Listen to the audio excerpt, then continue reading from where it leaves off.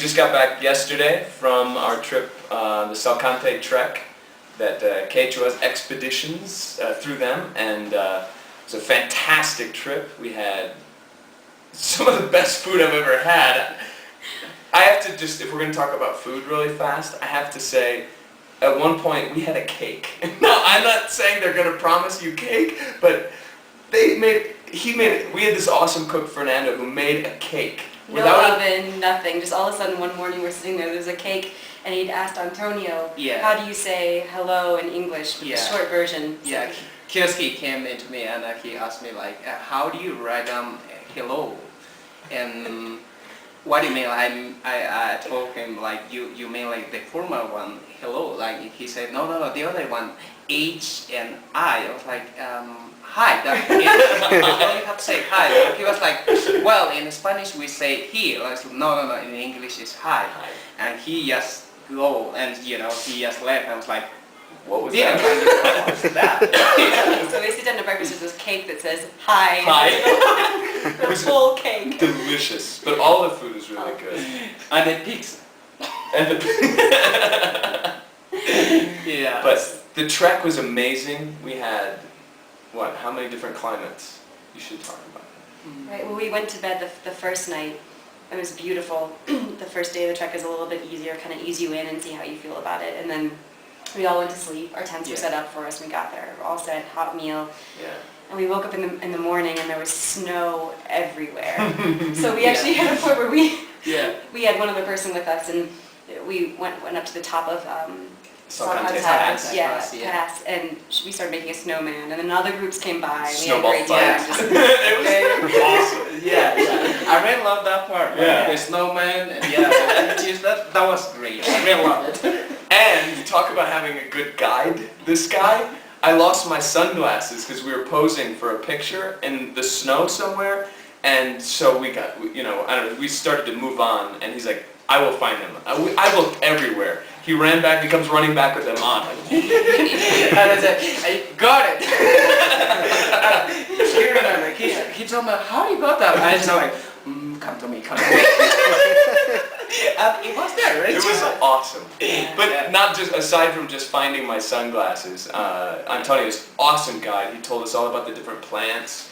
We got to taste a lot of the plants. Susan got painted. Yeah. And you got a picture of that, right? Yes. Great picture. Native Peruvian. As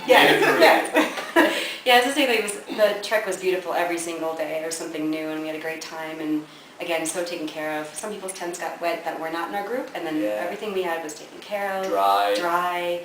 The cook and the horseman ran ahead and had everything prepared every time we were there, and they had just great attitudes about it, really happy.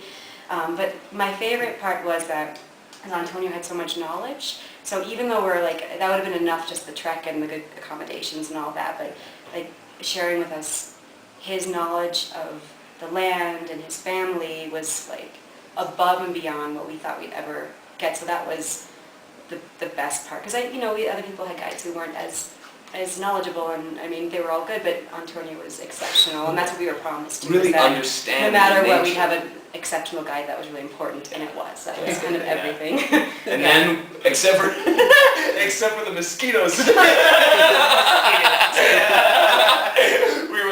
we went to Santa Teresa because we were all pretty sore from hiking, because it is a big hike. I mean, it's worth it. It's good exercise. But we decided to relax in the hot springs at Santa Teresa. Yeah.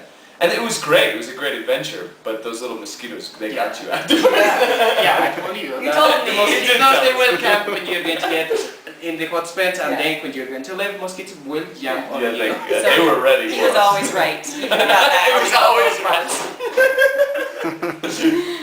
And then we got up in the morning to go to Machu Picchu, and it was raining. And you said that was the only time it had ever... You said when you had hiked up there, when you'd taken people, that was like the only time, one of the only times it had been raining that much, right? Yeah. But it cleared up by 11 o'clock, and to see the mist around Machu Picchu added so much mystery to the place. It was beautiful. There's no words, and we took all these photographs, and as beautiful as the photographs turned out, they don't capture really what the place is like. You gotta go see it. Yeah, and I told you, like, if we're going to still having this bad water, I will sacrifice Stephanie. Sacrifice Stephanie, and that's why she's not here today. That's sorry, she is there. I love it. Oh Yeah, my God. that's great. Anything else? That's Yeah. about it. Yeah, we're just really well taken care of too, and that felt good. Just getting back to was nice because we were so tired. And then train tickets were there. We knew what train to get on. Tried for the bus. We were like, oh no, how are we gonna do that? People had our names. It was really smooth. So it was all great. Yeah. Taken care of. Well taken care of. Yep. All right. So what company would you recommend to do this trip? Quechuas Expeditions. Absolutely.